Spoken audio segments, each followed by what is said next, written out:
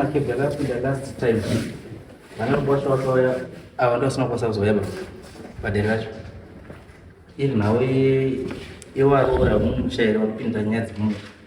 mukati pana munhu wacho asipondoopinda wavazoya nasa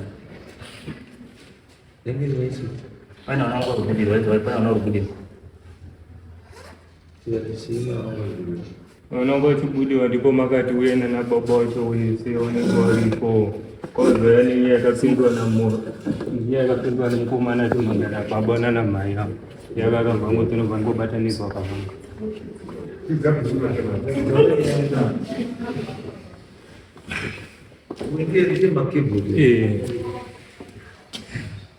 Amsoro ya mambo mandela.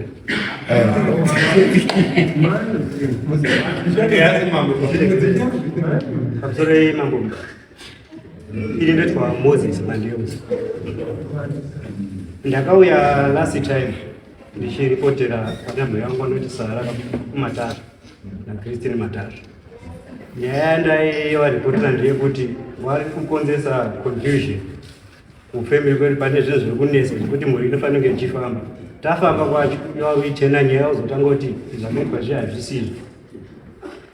hazvisizvo zvakaitwa zviya zviya. Zvapa kuti nhasi nyaya yakuya kuzochiripota uye kuti kumba kwedu tine dambudziko rekuti wana rubudirwa wakadai so takasvika pakuti no tikwanise kunge tichipata nawo panyaya dzeva asi hatichazvikwanisi nekuti tikabata nemi futi munozodzoka zvemangwana makatipandukira zvake tika 2 times. Nyaya yekutanga yakapandukira isusu pakutanga takafamba nabamukuru nyaya yakatangira kumba kwawo achibakura kufamba isusu wane zvinhu zvakadini zvakabata semhuri takafamba iriposhora zvakabatsira wabamukuru akadini akabatwa asi chikuzonetsa ndechekuti wari kuenda wakudzoka kutena futi wachiti zvakaitwa zvezvi dzanga dziri fake kobva paitika nyaya yechi2 wakaita zvimwe challenge pamba pawo pekuti mukadzi wauyu wamakebhuru akapfimbwa nemumwe murume muuraini obva ataura nyaya yake kwatiri then nyaya takainvolva pazviri wakauya futi wachitipandukira asi nhasi wauya zvenemwe nyaya yekuti anzi wana uri kubudirwa saipo patachita isu achakwanisa kudini tegeni momiri wangu ito zvauri kudini wari kuita bhosi tikainvolva pazviri same thing ndo chaunodini chawachangoita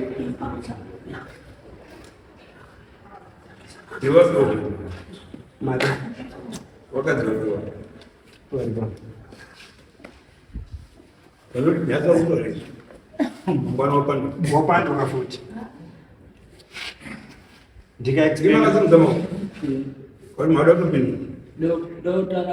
last minute yakatauya yakati yatakabhana results panapa wakati tibudai pama last minute yatakapedzira baba wangu simba chikunu mambo pamakatiti mese budai muvhenekwe shuwa baba wangu asipo takaenda tikabatsirwa baba wakangobatwa futi kuti mune zvamuinazvo asi hamunopedza kubhadhara wakati aiwa mari ndakapedza kubhadhara ndakapa mukadzi ndimova mazoti patakazodzoka judgment pamati baba ende motore ameno kanhu kaakatahwa nako kuharare saka iyi nyaya yese iyero yakutaurwa saka nyaya yese iyi yakutaurwa futi kai yatoo dzimwe nyaya nyuwani takutoshamisika dzasi nyaya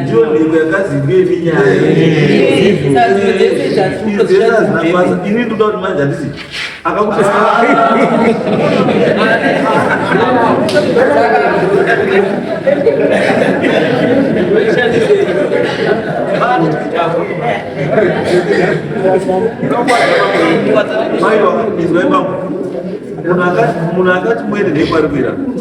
weso aripo woza 1-3 wakadaro chienda ipanze ipapo mouya kuti tauya nechi mwavati watana nguru yechi ndiyo nyaya chete yataivese takatiendea motore ndekimwana chienda ipanzamo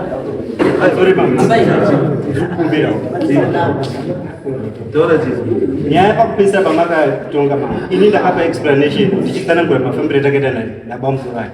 ndichitsanangura bamukuru aya ndiwo weri ukohani mukati tiri kuda titiite sei timuone panopo ndiane nyaya yasa hatina chatinokwanisa kutaura kane asichi asipo iye akafanira kutaura nenyaya yechii bamukuru vaifanira kutaura nyaya yake yekuti iwo awakumuti akadini akachena asi patakafamba pakabudisa anza shure kuti zvinhu angani hazviendi zvikabatwa piswa but nhasi vari kutenda kutaura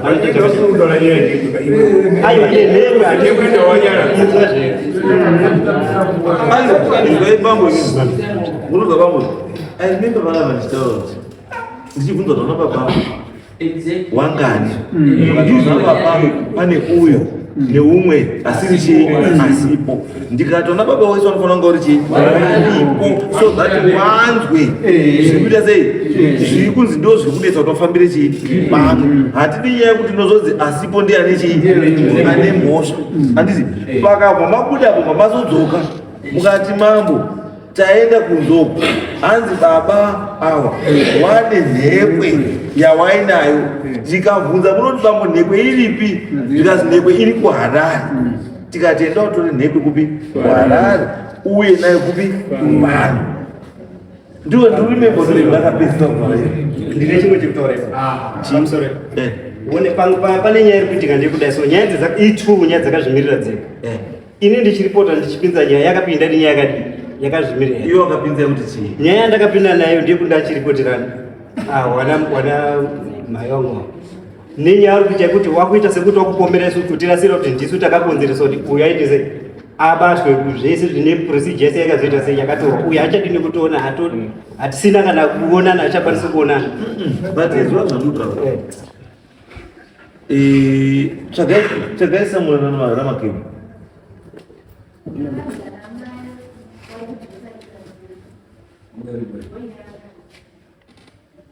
saka ndiri kuti inini kana iriyo nyaya handida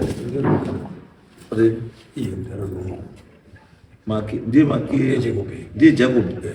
mandiuza zviri kunetsa mumusha saka ndizvo zvatiri nyaya yatinotaura iyi nekwaniswa inoitwa David Mandeus. Nyaya iri kunetsa mumusha medu ndeyekuti uyu baba munhu ane 2 kids. Makemu mairi baba munhu ari kutora nyaya achitisungisa takatomboenda kwaMutaza Court tikasvika tikabuda discharge achida kisoda. Saka nyaya iri kutinetsa mumusha medu hombe ndeyekuti baba wedu akashayika 2001 akashayika baba wedu 2001 baba munini uyu akabva awiga mapfumo zvese zvemusha ndiye anazvo ndiye mukuru ndiye mudiki asi ndiye ane zvese baba munini wakatora ivo nemunini vari 2 kuenda kogadzira gwara baba vandiudza kuti mbudzi yandanga yakachengetera kugadzira gwara baba yakura kuenda chigadzira gwara baba vari 2 nemunini akatoshayika wakagadzirana uyu asakambogadzira kuti gwara asina munhu akagadzira gwara asitedzera awakutedzera iwo baba munini asakamuzwa tinyase kuita izwa izvo baba munini baba munini nhasi wadii chidzoka ipano vanhu venhekwa zuva ramakati kuma wakatenga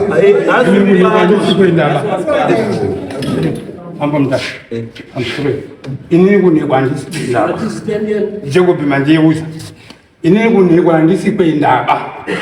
baba muswera wafa baba wagoiwa nhumbi 22 January 2002 muprofita wakasimuka aiti wana waMandeus ndiri kuda kukutaurirai nhasi kuti baba wenyu asiya musha wakachena mazwa asiya musha wakachena kana mazotanga zvazvenyu musazoti musha unonga une ngozi mazwa nhasi nino iri musha kukwadini baba ubhafu bhai tibva tagara mukomana akabirwa mbutsuru akafamba ndikazozwa kondakiti waToms bulawayo kuti iwe munhu wakabambudzindira nyaya ndakazwa nyaya kuti kwazi wakadzi wako ndo wakabambudza yataashuwa ndakasumuka bhabhurwani kuenda kumba inini ukako akadzi kobvunza twakazi imi mune nyaya yekubambudzi mazimbudzi makabambudzi zvani kwazi pane rufu apa bambudzi mazwa here ikazi wakadzi wakati maina bamba hatina kubambudzi ndikati no ningobhadhara mbudzi zvinhu zvakandichipira kubhadhara mbudzi dzani kufa kwani kwako iwe mukadzi wako ukazi wiba kwangu wazi wakadzi wangu wailindo wabanga ndani wakadzi 4 handidi kutaura zvekunzenga ndabviraona kuti kukwara kwati handigoni ndimpostori tsvimbo dzababa baba afa inini ndakapewa tsvimbo yangu yechipostori ndio nakapuwa. Mukoma akapiwa begi rarine begi yese mari yese wakwambo nawanati wakwambo nezvipete zvababa uyu inini ndima ndabuda netsvimbo yangu. Uta hwaari kutaura uhu uta hunopemberwa ndimukwambo hungosiwa mukicheni mamai handi ndakatakura uta baidi ningouda wei uyusiye uta wacho ngei ndiyo nyaya takanetsana namukoma pari kuMozisi kasaka ndiri kubaya ari kuti kwazi ndoda uta ndikati uta ndingouda wei handidi uta ndingoda wei yusiye uta ngei handigoni kukakamura ndochokutanga chechipiri checho ndingoushandise ende nepamba pangu handitorina kana mada mukoma endai motore uta uku mukoma uyo akati ndichati ndawabvunza Mwari wangu mazwa ndobva kwauri bva kwakuenda mukoma ndibva ndazoenda kuna mukwambo anowa ndiye akakuwanaka mukwambo akakuwanaka ndakaenda kuna mukwambo ndikati mukwambo ndine nyaya netsamba kuye uta makadidini uta ini ndinetsa ndoti mukoma ruti uta hwangu ndiri kuuda uta hwangu kunewe iwewe inini uta hakidebe prazi ini ndakatanga kubana takabvakwasarari anozonanana namukoma ndakatanga uta hwakadini kasi imwanangu wana sitezva munokoteka wana mhaiyere ndikati kukoteka ndipo ndakatangoziva chinhango kuti kukoteka kuti mungogara wana mhai nhaka here ndikati wiba inini handikoti kazi ezvandii takapembera tienda neuta mumba murume ungoya pamba baba gadzanga zite baba ndiye muridzi wenyi weuta handi wenyu daimi mwana zviri nani kuti utorwe ngemwana wako noti iwewe kungotauta wababa iwe kuti tsvimbo yemakapiwa yakapiwa bhege rake zvakatovharana zvakadaka ndibva ndati parufu rwamhai maga ndipo pakatanga nyasha kakanzi uta hwangu ndikati uta mudhara kana madanga tiende kuna mukwamba ene mukwamba anga asikachaoni mozwe nyaya yacho mukwamba akati hatikotekana mai baba akasandi pakati kundeshuwa uta ngehwangu ini eno ndi angapiwa uta mazwa right tabva ipapo pauta ipapo ndipo tazoya tipo tapinda nyaya yabva yarutaura guwa ndakamutaurira muna machi mukoma ndiurima mabhanana ini mukoma baba tine 15 years zvikuitawo mwana hamusikuzoona here ndikuzoona right mukoma muri kutini asa zvakanaka ngatiite muna September ndiye wakati muna September handini baini kana kuri kuti ndiri kunyepa Mwari uri kudenga unondidini unondipopera ndanyepa asi ndikutatokwatira Mwari ungopota ngatiite muna September ndaya kuti apa tizvidini baba hatichazvikwanisa ndida kotenga mataurs ini right todini mukoma kazi munini zvese kwasabhuku kuenda kosuma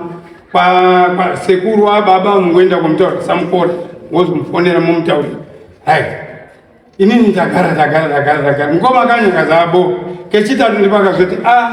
iwe munin'ina ndafunga ngatizvivite ngoreri ngouya ngenda kuti 2 years handinazogona kuwana mata ati mukoma zvese ndatopedza vana sekuru ndapedza kupa mari yeni yemotika yetransport nesimende ndapedza kutenga saka chachandosara pangezvekuti tiwane zvekudya nekuti izvesi ngazi ngatisiyane nazvo oredi zvakanaka ndapedza kuaka guwa riyako kako ndimukira wazuva akasenga baba akamukoma zvingonisa guwa riri apo ndakangoisa masimende muonowanza kudhiriza maisawa zvomuri kuda mazuva zvapera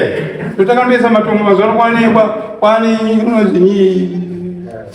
aiwa izvi matombo ayakuiswa mazuva anaya ariyo vanhu varikutadza ngekuisa ndakavavharira vana baba here handi ndakazotoita ramhai wangu inini ngekuona kuti hawana vanhu vandasvika mandagatsira ramhai wangu ngekuona ndaona kuti zvaivo zvekutanga zvakaita noisi right nyaya ndondikutaura uyu mukomana ndiyo nyaya munzwa ndotaura handitambi nawo vanhu vada kundiuraya hondeachacha watadza kundiuraya ngenda ndiri mupostori ndakukutaurira chikwatipamana meni chaidzo ndikupotswa ndidzo meni chaidzo chaidzo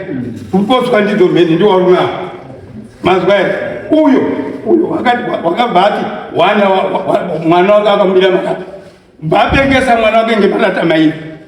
mwana wacho iyondi ndo zvakazokonzera kuti vati ndiwakauraya Mozisi wakauraya Mozisi uri kubuda nazvo uruzi wana uri kubuda ndiye uyo akaaneno ndiro research kazi iyoyo ndiwakauraya Mozisi ndikandimuurayirei Mozisi uyu makebho akandibuditsira wakati uyu makebho nhasi rino uyu akandibuditsira wakati kuti mudharonero wake Mwari unaye ndikati ini Mwari ini ndiye mboshaina baba wako aindita kuti asi dambudziko ripamanje uzaiwana pakandofa munhu basi wangoita pati wangobvanda kuuraya mbudzi wauraya huku apa tiri parufu rwepamba rwehama yedu chaiyo chaiyo wangotoita zvepati iye uyu zvikana rinoita pafama yake wakatoita pati iye mukomana iye wakauraya huku 5 nekubika nezvese zvese kutoita pati pasina 50 meters pasina 50 meters uyu wakadira mhamba ndikumona maziso angu aikona zvotarwa ndituta aya angu maziso maira muoko ndikupika ndowangu vanhu wakadira mhamba pasitombo yamasofa vasvika padi vapedza vabata namai wake iye namai wake nadani namika wakasvika wakabatana maoko so kunge varikuita voesa soti uyu mazwa uyu mwana uyu handitotauri hakuiti kujaita pamwe nezvekasha sorei mama right asi nhasi rino iyi wakuya kuno nyaya yekuda kuning'onesa wandiendesa bautatu pakabatwa uyu apengesa mwana wako ndipo wakazotenda kun'anga ikala pamwana wake yai ndo ndakatorwa ndienda kwaii ibva ndasvika shuwa n'anga yakada uprofita ibva ndaramba zvikazibata tsvimbo ribatida ndikati ini kwaibata kazibata wakanga uri pabasa iwe ndikati ubasa ipi kazi kumadokera ndikati yewo ini ndandikuburawana ana umboenda kumadokera vandandi kuburawana amene kana kuti kumadokera kuburawa kuriko kumadokera asi kumadokera nozo ai ndandi kuburawa kazi madokera kazoenda pamanga uri kutsvaga ndikati ndiri kutsvaga mushonga yakuti ndingatsvaga mushonga kuti aine munhu wekuti tiri kuchinjana na 6 makuseni ndiopinda na 6 manheru tibva tada kuurayana tega tega ndosenza double shift here azibata ndibva ndabata akazoita kukumbira tsvimbo asi ndazvikazi inini ndingatende ndipo takazoenda palumwe wacho iyoyo hama dzawe wakuti uyo ana mbori iyo wakabati ani munhu wacho ani munhu wakati iwe uyo munhu mabata uyu hana chanoziwa ende shuwa munamati shuwa ende zvomuri kutaura kuti wakaromba hana kuromba chakarombwa ndisekuru wasekuru wanasekuru watatu ibva ndati kunyepa ndikati kunyepa masoko unotaura kazi izvi zvezvindozvipo kana mada zvizotoda kobvisa ini ndikati handidiva awa ndo wakazondifosa sewandanda kunyewa wabva ndaenda nei kwakundoenda kwakutoita zvanzi kundoforo apo enda kuti papasina wangondibatsira handirinde foro apo wese kana makebhuri asi handindakamda kuti kutanga kutaudza naye wese kusvika pambapo ndiri ndori chuchururu zvoyawaita zvitaira zvake akavhura mabhegi aya ataturanga ichipa izvi kamwe kacho kabhoko ingozi kiti vakasvika vapinda pasi pebhegi ende zvese zvakabatwa hapana changu nechimweba zvese zvakabatwa nekachimbonde handi chimbondi mulivichikachimbondi kakakaiswa tumaziso ende akatotora akaisa mukiti kwenarako zoti kakapiswa unyepo kakapisirwe wakaisa mukiti aibvaenda nako ibva taenda kwapfungwe kazi isainjera ataisanjera ibva takaziraiti nemari yangaizibvisa angari mazigi asi angari kuma300 nemwe kuza ndichatsvitondera angari mabhondi ndakuda kukangaro imwe vatapedza vatabva ipapo vataenda pafungwa ndipo akasvika kugadzika zvikanziraiti imi mese imina ichichenda imwetiweti hari yane mari yaimani kuti anombisa mari saka pona anda kuenda kuzerako inini ndakamuona akunonga mari bai because ndakatenderuka ndati pfungwa dzangu dzachiuridza unoone chikoti nazveti uku mbudzi yangu yakasungirwa kumbudzi yangu imi ndakaenda kusinya kuti bada chimbo choto meto chine midzimu yese iyo chine midzimu yese chimbo choto chine midzimu yese chimbo bada chine ndiyo ndaimohyeche endaimouraya tasvika pakaziraiti waisa dombo payo wakuita zvakaita kokukanda minokasa kuti ngobaya jekiseni wakanda mvura wabva wapedza bvautara hari yaibva wakanda titi tichaonazve mari yakufurowa padenga mari yaisiri pasiti asi mari aiva kubuda pakana kuwabvudza kutonaona mari kuteera nehari yakagadzika pazvandodini hazvandoini ndasvika umba kwangu inini ndandetseka manje ndakushupika ndakuchizvitsvaka kuti izvi zvadidini ndipo ndakatanga kuona kuti uyo ndega akapekesa mwana wako Moses akafa naye masikati abva kumubadhinga handiti kuti zvakaitika sei handitaziba ipapo mazwa Moses wacho saka ndakaona kuti zvinhu zvaari kuita ndizvo zvacho zvanotera wamumasu uyu mukoma wengabironyararako akasokuti baba wake tutsaroka nganyarari ngida kuti mukoma wangu ndobira musoba mukoma wetanetsana mudhara ndakubvunza mudhara kuti mudhara ndine mapicha ndikuona aya atoti mazongwara anda uchazopedza mukasakangwara une dumwa ringutsutsaro saka ini ndati ipapo kana pane pamwe moda wandibvunza mundibvunze nditaure basa kana ndakanganwa zvimwe ndichataura pamusoro changabe right nyaya iri kutaurwa patine munyepa Solomon Mandeuza ndofunga kana muri kutondera mwana akabudirwa akataura kuti uyu anofanira kupa 150 nembudzi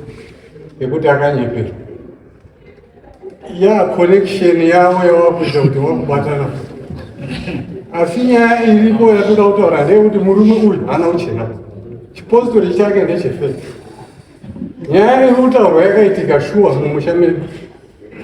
pakauya murume akauya angaita chiprofita aizi musarira ndokwatakayagara naye akasvika akabatwa nyaya dzake akauya akatorerwa kachipambo rake kaigara mumba make zvakaitika izvozvo akatakura kari muhari kuenda navo kwapunga kubva peri kuenda kwapunga 5 km ikazodzika napunga about 3 km orasa kachipambo kake ika zvapera izvozvo akazoenda akatisungisa kwamambo Mandeya ndinawo mapepa kwaishe Mandeya kwedu kutazera kuti mambo ndiishe Mandeya takaenda tikawadaira nyaya akarusa ishe Mandeya akatiti fambai because mumusha menyu zviri kuitika zviri kuratidza kuti kune dambudziko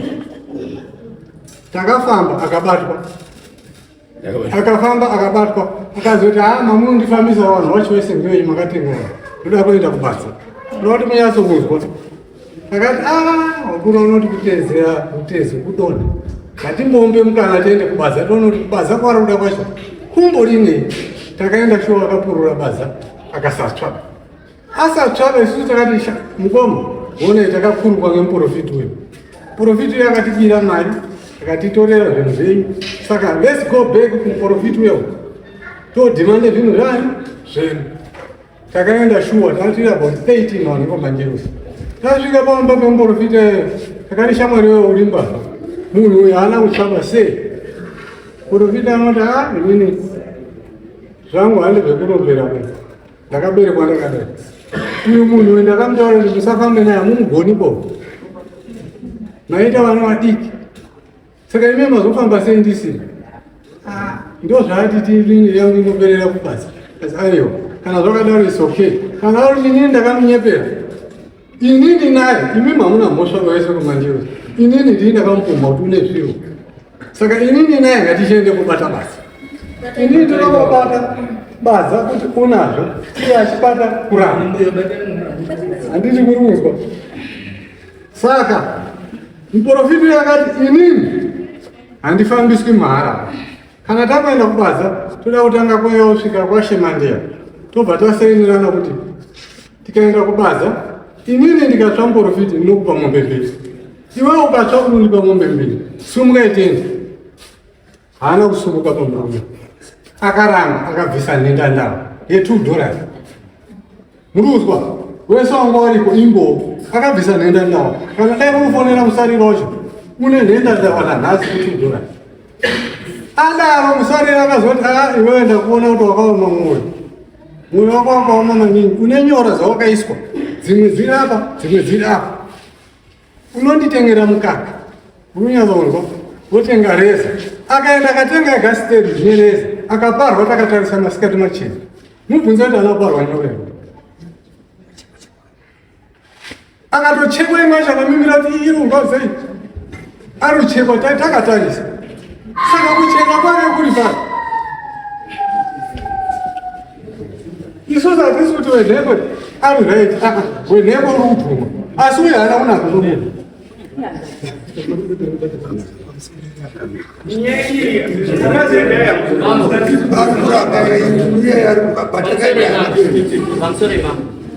nyaya iyi inorembesa muna madhodha simba chikundi Mira kana kumira nyaya yedu inorebesa mnamari. Baba wakapfuma mhosva yekuti shuwa ini ndakaenda kung'anga ndikapiwa zvatakapiwa. Haanotaure kuti ndakaenda ndegama. Akati ndakaenda nemunin'ina wangu. Wese vanhu vese vari hapana ngasipo. Baba ndiye ngasipo baba. So awakuchitopuma nawo kuti uyu na uyu. Saka chandaikumbirawo ndechekuti mambo dai sezvo auya baba nyaya yedu isarebe baba tibude panze kana paina anotibatsira tobatsiwa uyozikanoziyane mhosva uyane zvake because apa nyaya yese apa tinopangopfuma noti uina uyu kusvika tingotoke nyaya yedu apa nyaya hapana chinofamba hapana chinofamba. Kana makamboenda chinokutadza kuti muende kuti chii? Hapana. Handina, sorry. Inini ndauda zvangu angaripo ishe yamambo angari kundumwe mambo. Inini ndakudawo zvangu inini zvokuti nyaya ipeni. Because umwe munhu akamutaura kuti ndautore kunhekwe kuHarare. Akaenda kuHarare akatora nhekwe akauya naye nhasi unayo. Saka isu do tese tiri panapa nhasi tiripo tiende tizwe kuti nhekwe iyi why yanga ichimbodiwa inei iri kukanganisa chii yakamirira chii. Tuzati kuda isusu zvokuti mutazi umwe akazoenda atora nhekwe akaenda kutora nhekwe iwo uchidzichuwe iwo utadui ai isu hatibvuni endai panze apo mune nhekwe doti nyaya yenhekwe ipere woti nhekwe yawo achibosiya zvamautakautaura panze pane nhekwe